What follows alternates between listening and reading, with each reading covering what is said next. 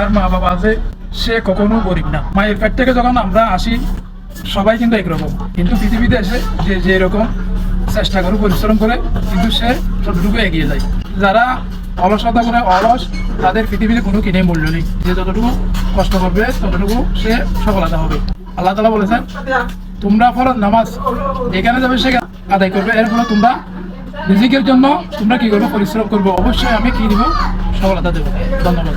যার মা বাবা আছে সে কখনো গরিব না। মায়ের পেট থেকে যখন আমরা আসি সবাই কিন্তু একরকম, কিন্তু পৃথিবীতে এসে যে যে এরকম চেষ্টা করে পরিশ্রম করে কিন্তু সে ততটুকু এগিয়ে যায়।